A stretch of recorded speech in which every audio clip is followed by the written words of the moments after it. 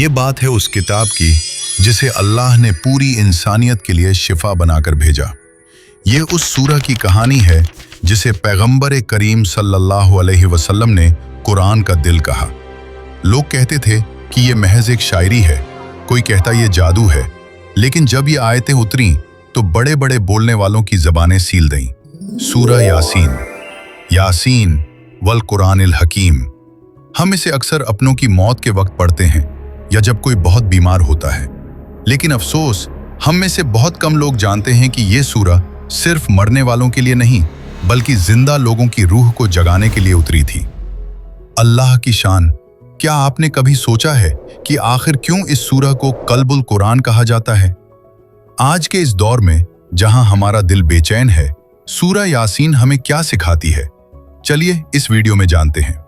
शुरुआत करते हैं अल्लाह के नाम से जो सबसे दयालु और रहम करने वाला है। हर सूरह के पीछे एक मंजर होता है। सूरह यासीन उस वक्त नाजिल हुई जब मक्का के मुशरिकीन हमारे नबी सल्लल्लाहु अलैहि वसल्लम को झुठला रहे थे। वो कहते थे कि आप अल्लाह के रसूल नहीं हैं। नबी सल्लल्लाहु अलैहि वसल्लम का दिल उन लोगों के रवैये से दुखी था। मक्का की वो तपती दोपहरें और वो गलियां जहां लोग पैगंबर का मजाक उड़ाते थे। उस सन्नाटे और उस दुख के बीच अल्लाह ने अपने महबूब को दिलासा देने के लिए ये सूरह नाजिल की। अल्लाह ने गवाही दी, इन्नका लमिनल मुरसलीन, कि बेशक ए मोहम्मद सल्लल्लाहु अलैहि वसल्लम आप रसूलों में से हैं।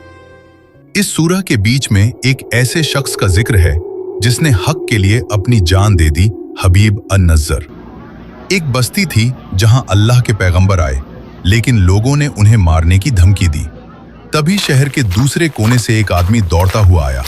उसने चिल्लाकर कहा, ऐ मेरी कौम, इन रसूलों की बात मान लो।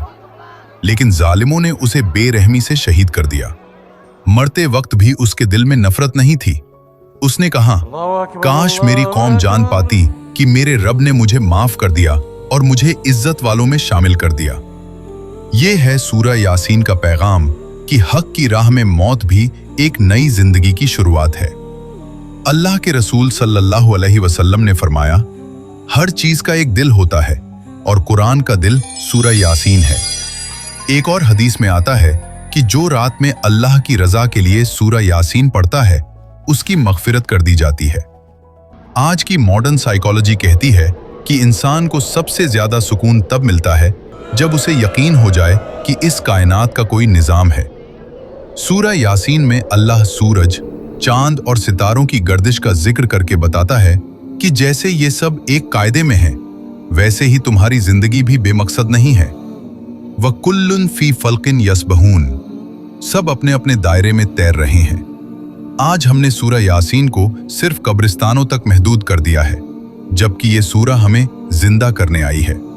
ये हमें बताती है कि जैसे सूखी जमीन को अल्लाह बारिश से जिंदा करता है, वैसे ही वो कयामत के दिन हमें भी दोबारा उठाएगा।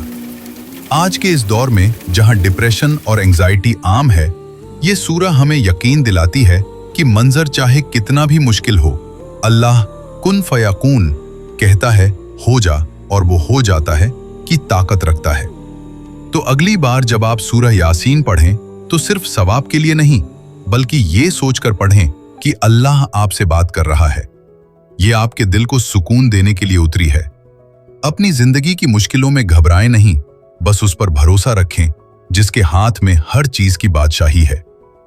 उम्मीद है कि इस वीडियो से आपको सूरह यासीन को समझने में मदद मिली होगी। जज़ाक अल्लाह खैर। अस्सलामु अलैकुम।